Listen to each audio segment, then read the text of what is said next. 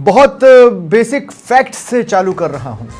संसद में और सदनों में महिला आरक्षण होगा ही। आरक्षण ने दम नहीं तोड़ा है। होगा 2023 के पारित बिल के हिसाब से। 2026 का विशेष सत्र अस्त्र ही बना है। पर क्या यही रणनीति थी? नमस्कार, आप देख रहे हैं प्राइम डिबेट। आपके साथ मैं हूं स्वप्निल। दोनों ही राजनीतिक दलों की महिलाएं सड़कों पर आ गई हैं और राजनीतिक भाषा ही बोल रही हैं।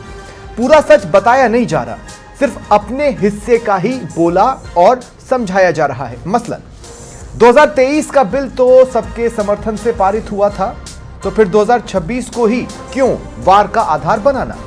क्यों नहीं बताना कि वो खिलाफ नहीं थे? ठीक वैसे ही जैसे तुरंत लागू करो की मांग करने वाले तुरंत की कंडीशन आने पर पलट क्यों गए। आज इसी पर चर्चा करेंगे कि आखिर सड़कों पर आकर हासिल क्या होना है जब अधूरे सच का ही राग अलापा जाए। क्या ये सब नैरेटिव बिल्डिंग की ही एक्सरसाइज है?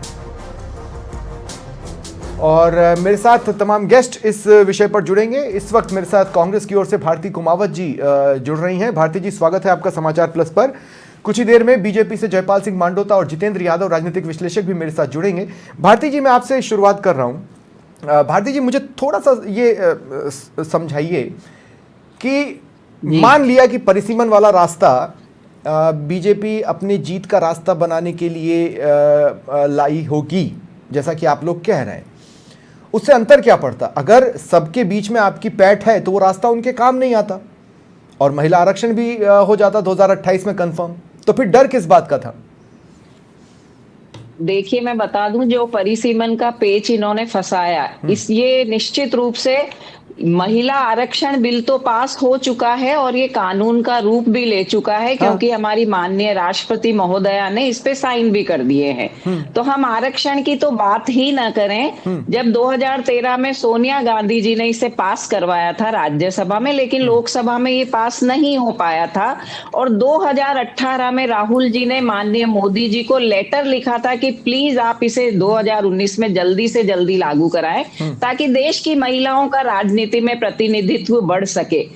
चूंकि 2023 में मोदी जी ने इसे फिर से एक कानून का रूप दिया और विपक्ष पूरा, और मैं तो केवल कांग्रेस की बात करूं तो बिल्कुल सर्वसम्मति से, पूरी सहमति से कांग्रेस पार्टी इस बिल के साथ खड़ी थी, क्योंकि हम पुरजोर वकालत करते हैं महिलाओं तो बात बिल्कुल साफ है। एक साल से वहां तक तो बात बिल्कुल साफ है। महिलाओं के मेरा सवाल थोड़ा सा भारती जी दूसरा है। मैं ये पूछ रहा हूं कि अगर आपको ये लगता है कि बीजेपी अपना जीत का रास्ता परिसीमन के जरिए बना लेती, तो परिसीमन होने से कांग्रेस की सेहत पर अंतर क्या पड़ रहा था? ऐसे मतलब क्या लोग आपका साथ नहीं देते? देखिए, नहीं, साथ देने की बात नहीं है। हम जैसा अभी भी कह रहे हैं कि आप 500, अभी कल ही सोनिया गांधी जी ने प्रेस कॉन्फ्रेंस में, माफ कीजिएगा, प्रियंका गांधी जी ने प्रेस कॉन्फ्रेंस में कहा है कि आप 543 पे कर दीजिए ना, we are ready for it, हम आपके साथ खड़े हैं। लेकिन पेच फंसाया गया है जब 2023 में ये पास हो गया था।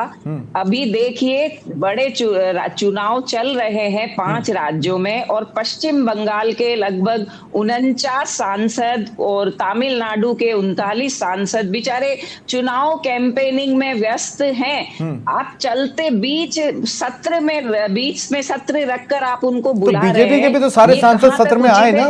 बीजेपी के सांसद घर में थोड़ी ना बैठे, बीजेपी के सांसद भी सत्र में आए। बैठे नहीं, चूंकि वहां खेल तो बिगाड़ना है ना। मोदी जी को ये स्पष्टतः पता है कि उनका जनाधार घट चुका है। 400 पार करते करते 240 पर आकर गाड़ी अटक गई है। संसद की उन्हीं के पार्टी की महिलाएं उनको घेरे हुए बैठी है, और चूंकि 2029 में अपनी चौथी बार लोकसभा में सीट पुख्ता करनी है। आप ये बताइए, परिसीमन आयोग का गठन कब होगा? कोई नीति बनाई है इन्होंने? किस तरीके से आरक्षण देंगे? अब एक बहुत जरूरी सवाल है। उसके बाद भारती जी, मैं मेरे साथ जितेंद्र यादव जुड़ चुके हैं, जो कि राजनीतिक विश्लेषक हैं। जितेंद्र भाई, मैं आपका भी स्वागत कर रहा हूं, लेकिन उससे पहले एक जरूरी सवाल भारती जी मैं आपसे ये लेना चाहता हूं कि मुझे ये बताइए, अगर सब कुछ इतना दूध की तरह, पानी की तरह साफ है, तो आपको सड़कों पर उतरने की जरूरत क्यों पड़ रही है? क्या आपको लगता है बीजेपी आपके खिलाफ कोई नैरेटिव बना लेगी? और नहीं तो आप चाहते हैं कि हम एक नैरेटिव बनाएं?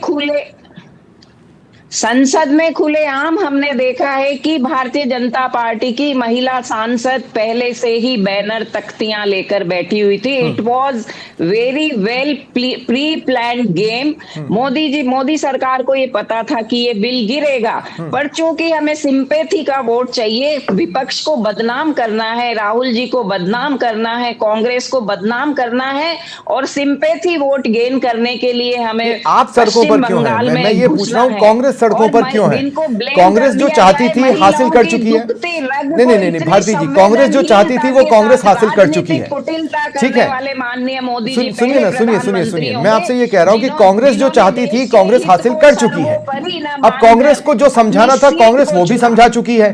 फिर आज सड़कों पर उतरकर हासिल क्या होगा, सिवाय इसके कि आप एक नैरेटिव बिल्डिंग एक्सरसाइज में खुद को बिजी कर रहे हैं? कांग्रेस ने भारतीय जनता पार्टी ने पहले दिन घोषित कर दिया था कि हम सड़कों पर उतरेंगे, चूंकि भारतीय जनता तो मैडम आप सड़कों पर उतरकर समझाएंगी क्या कि एक पॉलिटिकल पार्टी पॉलिटिक्स कर रही है? फ्रस्ट्रेशन कहाँ निकालेंगी, इसलिए दो सेकंड भारती जी, इस तरीके से महिलाएं सब देख रही है। सुनिए ना भारती जी, कम से कम राजस्थान में जो प्रेम और सौहार्द बढ़ा हुआ है, पहले हिंदू मुस्लिम के नाम पर, ठीक है भारती जी, एक छोटा सा काउंटर है मेरा, एक छोटा सा काउंटर है मेरा, एक छोटा सा काउंटर है मेरा। सुनिए ना, मेरी बात सुनिए भारती जी, मैं आपको एक चीज बताता हूं कि नगर निगमों का परिसीमन जो गहलोत राज में हुआ था वो भी उसी बात का उदाहरण है जो डर आपको सता रहा है। दूसरी बात यह है कि मैं आपसे एक बात और कह दूं, नहीं दो सेकंड, एक सवाल कंप्लीट नहीं हुआ है, भारती जी प्लीज, सवाल कंप्लीट नहीं हुआ है, सुनिए तो सही, सवाल कंप्लीट नहीं हुआ है भारती जी, सवाल कंप्लीट नहीं हुआ है। सवाल मेरा यह भी है कि एक तो वो परिसीमन वाला खेल आप खेल चुके हो, दूसरी बात यह है कि जो सबसे जरूरी सवाल है वो ये कि आप सड़कों पर उतरकर लोगों को यह बताएंगे कि एक पॉलिटिकल पार्टी पॉलिटिक्स कर रही है। अगर वो पॉलिटिक्स नहीं करेगी तो क्या करेगी? बिल्कुल, राजनीतिक पार्टियां है ही राजनीति करने के लिए, चूंकि गहलोत साहब ने विकेंद्रीकरण पर जोर दिया, 2 निगम बनाए, जिले बनाए, इन्होंने केंद्रीकृत व्यवस्था बोर्ड नहीं बनते थे वहां आपके बोर्ड बने ना, तो परिसीमन से गेम तो किया था आपने। किस मतलब बेरहमी से टाले जा रहे हैं, जो ये एक अत्यंत शोचनीय विषय है। बेचारे जो युवा जनप्रतिनिधि हैं, सरपंच हैं, जो डायरेक्टर हैं अपने क्षेत्र में। ठीक है, जयपाल सिंह मांडोता भी मेरे साथ जुड़ चुके हैं बीजेपी की ओर से। जयपाल भाई, मैं आपका भी स्वागत करता हूं, लेकिन आप सबसे अंतिम में जुड़े हैं तो आपका नंबर सबसे अंतिम में ही आएगा। एक तरीके से पीड़ित है। ठीक है, हाँ जयपाल भाई, आप सबसे अंतिम में जुड़े हैं इसलिए मैं आपके पास सबसे अंतिम में ही आऊंगा, लेकिन स्वागत जरूर मैं आपका कर रहा हूं डिबेट में। जितेंद्र भाई, मैं देखिए, मैं एक बात बताऊं, बहुत सी बातें स्पष्ट हैं और जो बातें अस्पष्ट हैं उन्हें अपने शब्दों में समझाने के लिए दोनों ही राजनीतिक दल सड़कों पर आ गए हैं। अब मसला क्या है कि दोनों सिर्फ अपने अपने हिस्से की बात कर रहे हैं, पूरा सच कोई नहीं बता रहा है। एक भी जनसभा में या एक भी प्रदर्शन में बीजेपी ये क्लियर नहीं कर रही कि 2023 का तो पास हो चुका है, आरक्षण आपको अब भी मिलेगा। अब हम जो फॉर्मूला चाहते थे उसके हिसाब से नहीं, लेकिन पुराने फॉर्मूले से तो मिलेगा, और उसमें कांग्रेस का समर्थन था, ये बात वो हटा रहे हैं। दूसरा, कांग्रेस अपने प्रदर्शन में ये नहीं बता रही है कि हम चाह रहे थे कि 2024 की चुनाव हो जाए, अब 2029 का अगर बन रहा था तो हमें देखना था कि देखा जाएगा, जो होगा देखा जाएगा। उस स्टैंड पे नहीं आए, बस सीधे सीधे बोल दिया कि आप साजिश कर रहे हो, आप पॉलिटिक्स कर रहे हो। मतलब पूरा सच कोई भी नहीं बता रहा। जितेंद्र भाई, बहुत तर्क दिए हैं। भारती जी रुकिए, आपने भारती जी रुक जाइए प्लीज, आपको रुकना होगा। जितेंद्र भाई, आपसे सवाल है, आप बोलना चालू करें प्लीज। करवाई और सरकार ये मान भारती जी रुक जाइए प्लीज, जनसंख्या में आप भारती जी रुक जाइए प्लीज। अब जितेंद्र जी जैसा सवाल है मेरा। हाँ जितेंद्र भाई, बोलना चालू करें। स्वप्निल, एक तो क्या है कि गेस्ट की आवाज ही ज्यादा आ रही है, आपकी आवाज बिल्कुल नहीं आ रही, तो टीम इस पे ध्यान दे। अब मैं जितना भी समझ पाया हूँ ना आपकी आवाज को, तो ये है कि दोनों पार्टियां थोड़ा सा अपने हित की बात को आगे रख के बोल रही हैं और सच को नेपथ्य में कहीं छुपा रही हैं। देखो, सच तो यही है जो आपने कहा, बीजेपी हो चाहे कांग्रेस हो, क्योंकि बीजेपी के सामने अभी बंगाल फतेह है और इलेक्शन है, पर कांग्रेस से एक मूलभूत, एक फंडामेंटल गलती जरूर हुई है यहाँ पे। 2023 में जब वो बिल का समर्थन में थे और वहां पे जो पास हुआ, तो ये तो बड़ी बचकानी सी बात है ना कि आप वहां ये उम्मीद करके बैठे, इसका मतलब आप सैद्धांतिक या मूलभूत जो सिद्धांत है उनको बुला बैठे थे, वहां वो उम्मीद लगा के बैठे थे कि अगला जो कुछ भी होगा वो डिलिमिटेशन के बाद होगा या इस तरह का कोई इलेक्शन नहीं आएगा। भाई कौन पार्टी चूकती है राजनीतिक फायदा उठाने से? नहीं, पर प्लेइंग ग्राउंड बदलेगा तो हमें परमिशन मिलनी चाहिए अपनी टीम बदलने की। प्लेइंग ग्राउंड बदला था, विशेष सत्र में प्लेइंग ग्राउंड बदला था, तो ऐसे में टीमों को दोबारा ये अधिकार मिलता है कि वो अपने नजरिए से दोबारा टीम बनाए। क्या दिक्कत है?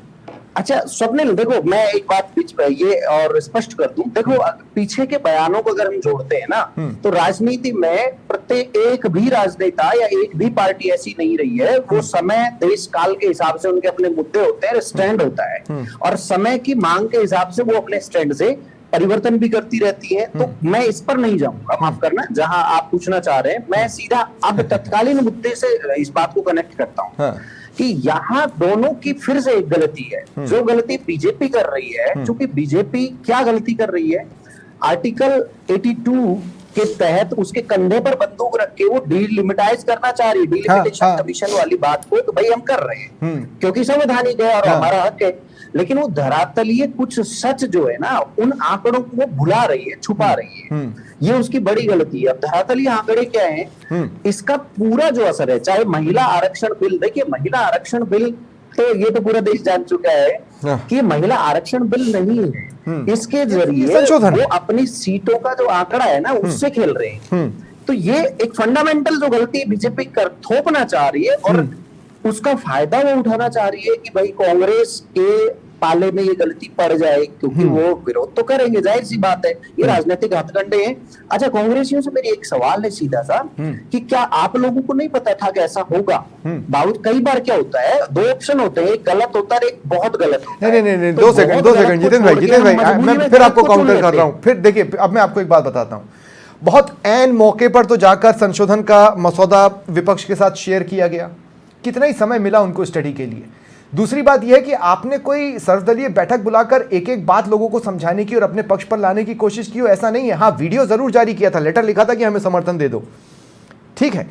अब जितने कम समय में मसौदा जितना समझ में, अच्छा कॉन्स्टिट्यूशन की लैंग्वेज इतनी टिपिकल होती है कि अगर मैं मान लीजिए मेरी बेटी को बोलूं कि भाई तू कॉन्स्टिट्यूशन पढ़ ले, बहुत जरूरी है, उसको कुछ समझ में नहीं आएगा, पहले पेज की पहली लाइन भी समझ में नहीं आएगी। बराबर। देखो ये बात आपकी पूरी तरह मैं एग्री करता हूं, पर अगर मैंने ये बात शुरू कर दी तो मैं राजनीति विज्ञान का एक तरह से सुधारती होने के नाते मैं ये कहूंगा कि अगर देखिए, जब लोकतंत्र में पार्टी पॉलिटिक्स होती है, बात ध्यान से समझना, दलगत राजनीति जहां होती है तो वहां पहला उद्देश्य राजनीतिक दल को सत्ता दिलाना होता है। अब इसमें ना तो कांग्रेस अछूती रहती है और ना ही बीजेपी अछूती रहती।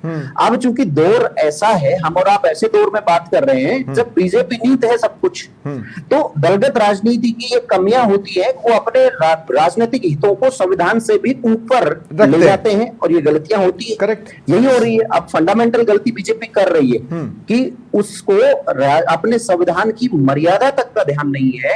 अगर ऐसा किया गया जो वो करना चाह रही है, तो नॉर्थ और साउथ का जो बैलेंस है, जो साउथ इंडियन जो स्टेट्स का बैलेंस है, जो प्रतिनिधित्व है, वो गड़बड़ा जाएगा, जाहिर सी बातें गड़बड़ाएगा। नहीं, पर ये मैच तो अमित शाह ने क्लियर किया ना, सुधारते रहे। ये वाला मैच तो अमित शाह ने क्लियर किया, इसके क्या पड़ी? नहीं, ये वाला मैच अमित शाह ने क्लियर किया और मैंने भी कागज पर बैठकर उसको सॉल्व करने की कोशिश की, तो मैं लगभग उन्हीं आंकड़ों के आसपास पहुंचा जो आंकड़े अमित शाह रख रहे थे।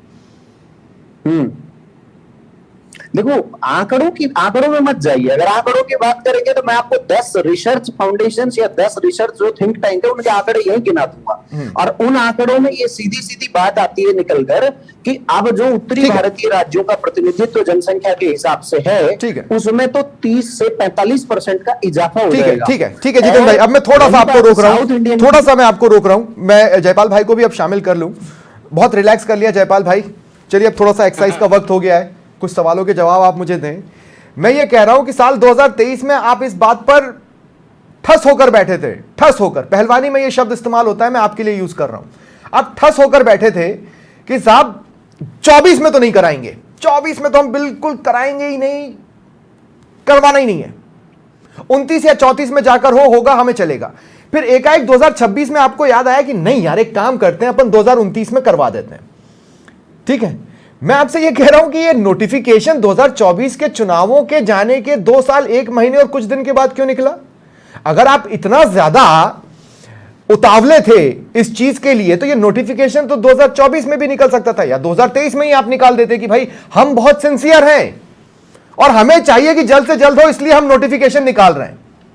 आपने ये नोटिफिकेशन निकालने में चुनावों के बाद 2 साल 1 महीना और कुछ दिन निकलने के बाद क्यों? देखिए स्वप्निल भाई, ये तो तय था कि 2023 में ये बिल पास हो गया था और पास होने के बाद में इसके अंदर कुछ लीगलिटीज थी कि वो उसके लिए पैरामीटर्स है कि हम इमीडिएटली इसको जारी नहीं कर सकते हैं, उसके लिए कुछ संवैधानिक प्रक्रिया उसको अपनाए। अरे जब राष्ट्रपति का साइन हो गया तो गजट नोटिफिकेशन ही तो निकलना था। नहीं, मैं वही कह रहा हूं कि जब हम डिलिमिटेशन इसमें अमेंडमेंट ला रहे हैं, जब हम अमेंडमेंट ला रहे हैं, बिल जब एग्जीक्यूट ही नहीं है, अमेंडमेंट कहां से आ गया? अरे भैया मैं यही तो कह रहा हूं कि एग्जीक्यूशन का पहला स्टेप भी आपने नहीं उठाया था। आपने पहला स्टेप ही 2026 में आकर उठाया है, ये क्यों नहीं बता रहे हैं आप? या महिला मोर्चा ने आज जनसभा में ये क्यों नहीं बताया कि 23 में बिल आया लेकिन हमने नोटिफिकेशन 16 अप्रैल को निकाला है? सुनिए आप, इसको 2024 में देखिए, हमने पहले कहा कि बिना डिलिमिटेशन के इसको एग्जीक्यूट नहीं किया जा सकता है। जब डिलिमिटेशन की प्रक्रिया नहीं शुरू होती तो कहां से इसको लागू कर देते हैं? अब कैसे हो रहा है? अब नोटिफिकेशन कैसे जारी हुआ? तो आपने अब जो नोटिफिकेशन निकाला है वो गैर संवैधानिक है क्या? तो तभी तो हम इसको लेके आए। नहीं, तो अब मैं आपसे ये पूछ रहा हूं, तो आज आपने जो गजट नोटिफिकेशन निकाला है 16 अप्रैल का, क्या वो गैर संवैधानिक है, गैर कानूनी है? नहीं, मैं वो कह रहा हूं कि जब बिल आपका पास हो गया और पास होने के बाद में जब आप सीटू के लिए जा रहे हो तो उसमें संशोधन नहीं चाहिए कि आपको बिना संशोधन के आप डिलिमिटेशन के लिए नहीं? यार जयपाल भाई मुझे एक बात बताइए, मैंने पहली बार ऐसा देखा कि जिस चीज को हमने लागू भी नहीं किया उसमें हम संशोधन लेकर आ गए। दोनों 2024 में किसी का भी लक्ष्य भाई आजाद भारत में मैंने कम से कम ये तो देखा था कि पहले कदम उठाया जाता था, किसी चीज को लागू किया जाता था, फिर संशोधन लाया जाता था। आपने कहा हम कदम ही नहीं उठाएंगे, हमसे तो तभी गलती हो गई, हम अभी संशोधन कर देते हैं। स्वप्निल भाई, यदि आप इसको देखिए 2023 को बिल को पढ़ेंगे तो उसमें डिलिमिटेशन का लिखा हुआ है, उसमें डिलिमिटेशन का लिखा हुआ है। डिलिमिटेशन के बिना सीटों का डिवाइडेशन आप नहीं कर सकते, नहीं कर सकते हो।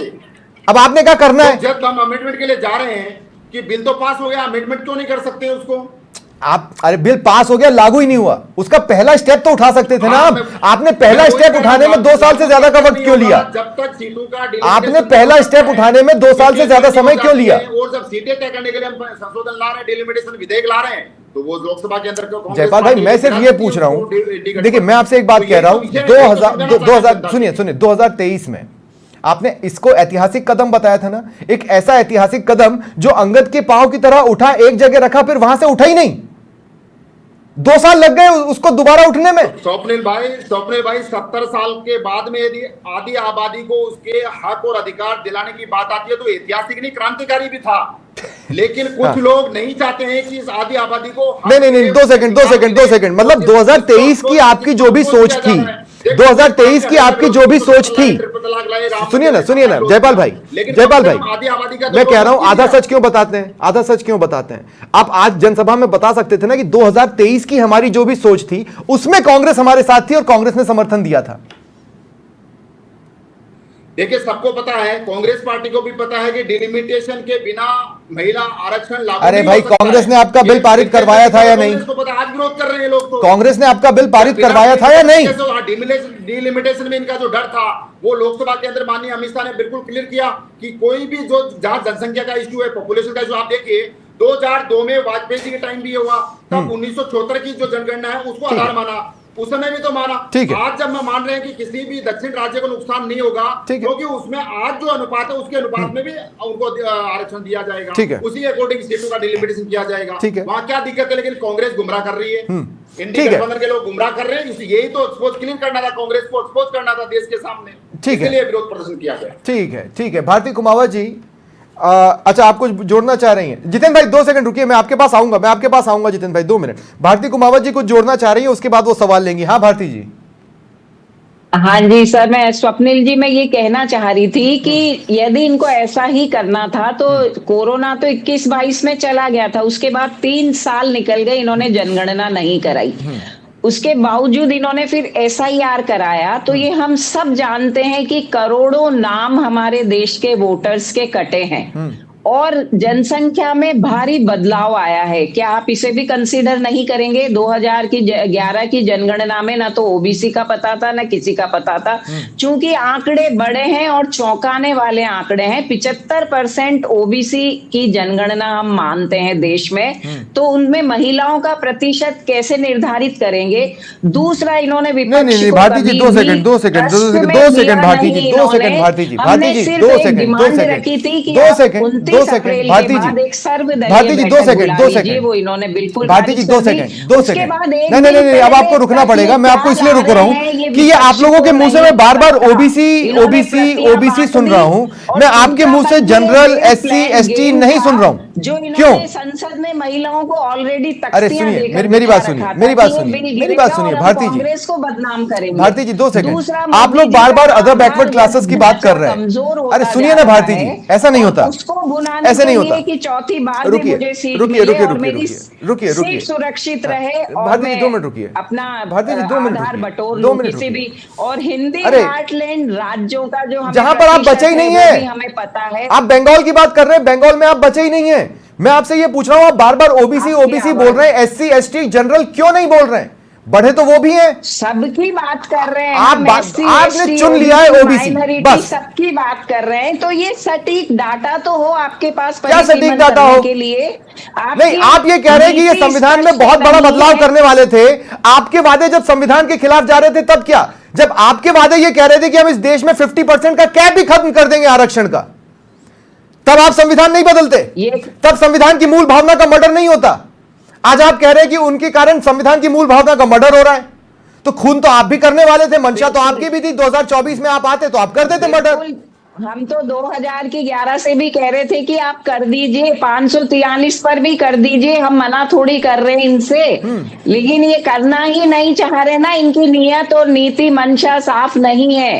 केवल अरे मैं तो आपकी ये और नियत पे सवाल निश्चित उठा रूप रहा से जिस हिसाब से अभी हमारे बीच में वरिष्ठ पत्रकार बैठे हुए, इन्होंने डेटास के हिसाब से बताया, तो फिर ये जो हमारा संघीय ढांचा है, संसद में बैठने को मिलेगा, लेकिन अभिव्यक्ति और चर्चा कभी भी सार्थक नहीं हो पाएगी यदि इस तरीके से परिसीमन होता है तो।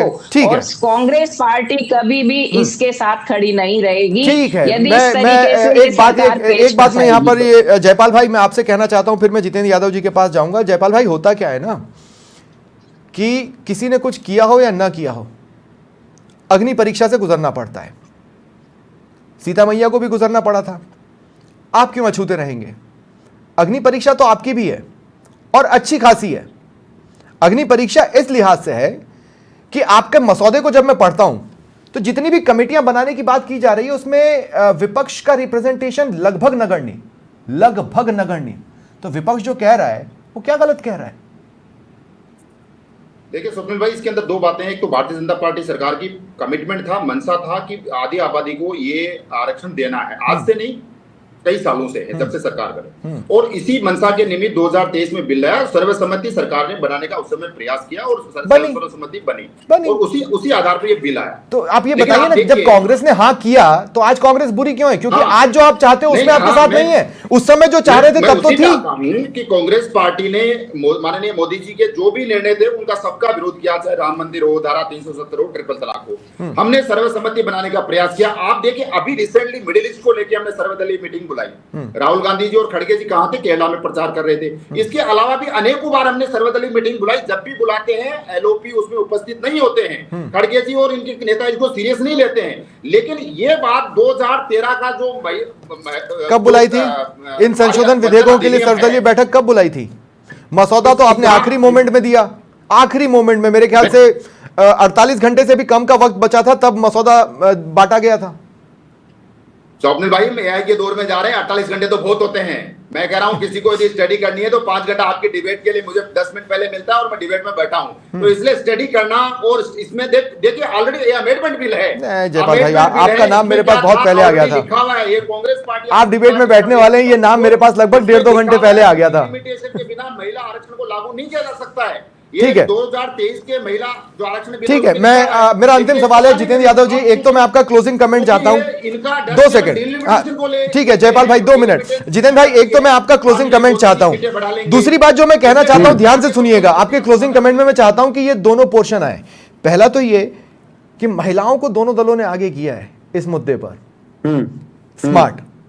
और दूसरा क्या ये दोनों हमें इतना स्टूपिड समझते हैं? दूसरा सवाल और रिपीट कर क्या है? दूसरा ये है कि क्या ये दोनों हमें इतना स्टूपिड समझते हैं? बहुत मजेदार सवाल है, बहुत मजेदार। मैं पहले दूसरा सवाल का जवाब दूंगा और पहले सवाल का भी उसी में नींद है। मतलब पूरी जनता अब इनको ये समझ नहीं आता, हमारी राजनीतिक पार्टियों को, मेरा मतलब कांग्रेस और बीजेपी नहीं है, कि अब जो देश है ना 2026 का युवा देख रहा है आपको, आप समझते हैं सारी चीजें। अरे सरल सी बात है भैया, आप ब्रह्मांड की आधी आबादी की पैरवी करने वाले राजनीतिक दल हो, आपकी कुल वितरित सीटों में से क्या 50% महिलाओं को उम्मीदवारी देते हो? कभी दी है क्या? जवाब खत्म। आज भी नहीं दी है, बंगाल असम में भी नहीं दी है। बात फिर बड़ी बड़ी बातें टीवी पे बैठ के नहीं करते हैं। अब दूसरी बात पे आता हूं मैं। देखिए ये जो मुद्दा है ना, इसको पूरी तरह पॉलिटिकल बना दिया। हमारे यहाँ सेंटर फॉर पॉलिटिकल रिसर्च है, उसने ये कहा है इसको कि ये जो बिल है ना, ये मालथूशियस ट्रैप है। मैं सरल भाषा में समझाता हूँ। एक दूसरा बड़ा स्वतंत्र रिसर्च है ऑब्जर्वर रिसर्च फाउंडेशन का, उसके साथ साथ सरकारी है एक विधि सेंटर फॉर लीगल पॉलिसी का, ऐसे ही CSDS एक बड़ा सेंटर आता है। क्या कह रहे हैं? दुनिया भर का, पूरी दुनिया के बढ़िया बढ़िया जो रिसर्चर्स बैठते हैं, सबका क्या कह रहे हैं? कहता है कि अनुच्छेद 82 के तहत अगर आप डिलिमिटेशन को एज इट इज जनसंख्या के आधार पर लागू करोगे तो ये सही समय नहीं है। क्योंकि एक व्यक्ति एक वोट का जो अब तक चला आ रहा फार्मूला था, अब समय आ गया उसका रिव्यू करके आप लागू करें। ये बिल भी आपको तभी लाना चाहिए था। और अगर आपने पुराने केवल संविधान का नाम लेकर आप लकीर के फकीर बनोगे तो बीजेपी वालों आपसे भी वही गलती हो जाएगी जो इमरजेंसी लगा के कांग्रेस ने गलती की थी। कारण है इसका कारण है कि संस्थात्मक ढांचा ढह जाएगा बुरी तरह से। क्योंकि साउथ इंडिया के ऐसे राज्य जिन्होंने सुधार करके जनसंख्या पर नियंत्रण किया, वो तो प्रतिनिधित्व के पैरामीटर पर बहुत पीछे खिसक जाएंगे। ठीक है, तो इतने फंडामेंटल गलतियां मत करो। क्या पूरे देश का बुद्धिजीवी वर्ग या आम जनता पागल है? पर अगर पागल है तो आप इस बार सीट बांट के दिखा दो, आधी सीटें दे दो चुनावों में, हम मान लेंगे कि आप सही है हम गलत है। मिडिल ईस्ट में तनाव कम हुआ हो या ना हुआ हो, लेकिन मिडिल ईस्ट के तनाव का जो असर यहाँ पर था वो काफी कम कर दिया इस पूरे घटनाक्रम ने। एक नया तनाव यहाँ पर जन्म ले लिया है जिसका बवाल हम सड़कों पर देख ही रहे हैं। बहुत बहुत शुक्रिया, राजनीति है, बहुत बहुत शुक्रिया आप सभी का मेरे साथ जुड़ने के लिए और इस चर्चा में शामिल होने के लिए। फिलहाल इतना ही, नमस्कार।